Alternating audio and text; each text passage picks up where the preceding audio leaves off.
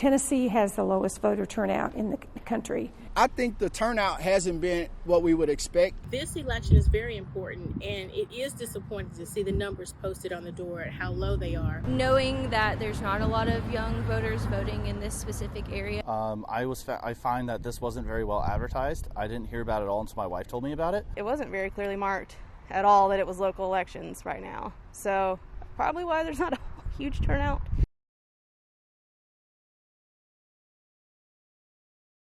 I really encourage people to get involved with knowing what the policies are, knowing why you're voting, knowing your candidates.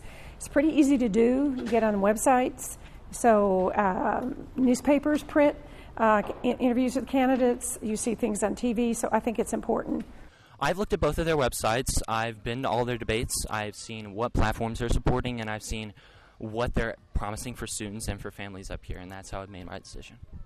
I feel pretty knowledgeable. I do my homework, and I think that we have local nominees that do a great job of educating the public on their stance, why they're running, what they're running for, and who they're going to represent whenever they are elected. And so I feel like I had a pretty good idea. I think I would have liked to have received more information about the candidates. I did notice that I had to seek out some of that information and find websites where I could find that. I think it would be nice to receive information in the mail about some of the candidates. I would have liked to have been able to do more research on each candidate, but I did what I could and came. I would rather do what research I can and vote than not have my opinion heard at all, even if it's not as informed as I would like.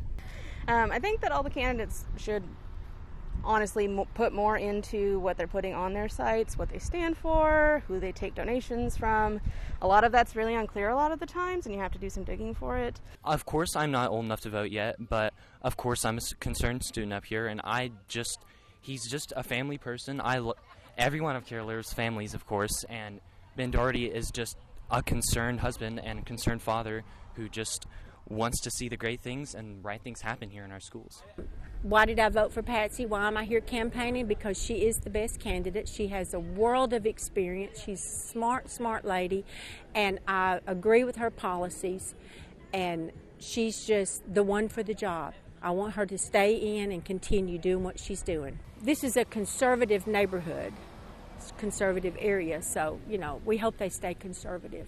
Crystal is family, and she is incredible and really cares about the kids and the faculty and the staff and doing what's right for everybody. And so we just wanted to come out and support her today and show her our love. I'm out here at Avondale, the precinct here, which is a voting location representing Councilwoman Demetrius Coonrod.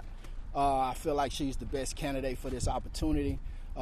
It's time that we have some fresh voices to represent what we stand for in the community, not just somebody that's go push a rhetoric something and push their own ideals and not come back to the community to ask us what we want to need. Obviously, we get really hyped up about national voting, right? And it is important, and it's great, and there's a lot of publicity around it, but people don't really understand the impact that local elected officials have on our day-to-day lives, whether that be school board, city council, whatever it may be. Those are the people that are making decisions that we're going to see in real time that are going to affect us and our neighborhoods and our neighbors. And so I think that is a thing that people don't think about, but we should always remember. Local elections do make a huge amount of policy change on our national scale, so people should really focus on local elections more than our presidential, honestly, because if you're not fixing it at home, you're not fixing it on the big scale. So we really need to get out and vote. This is a really vital election, and I think that all voices need to be heard. So I feel like it's really important that people in my community come out and vote, because we are the most underserved community in the nation.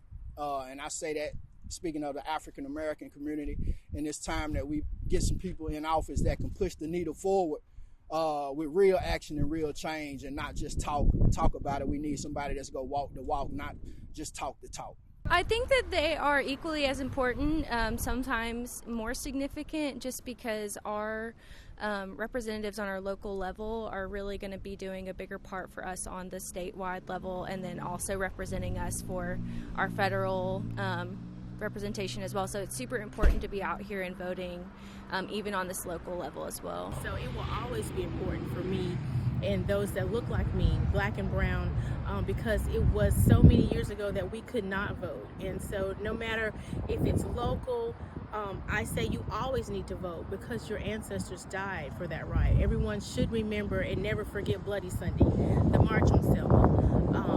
It is important that we utilize our right that was fought so hard to get every time the election comes. Any way that you can vote, I would say vote local. It's just how you want your own area to be ran, how you want your own area to be facilitated. I mean, national is important, but how it goes down to day-to-day, everyday stuff, local's the way to go. People who are local know kind of what our local needs are in the schools, and I think it's always important to, take care of our own and just come out for all of that.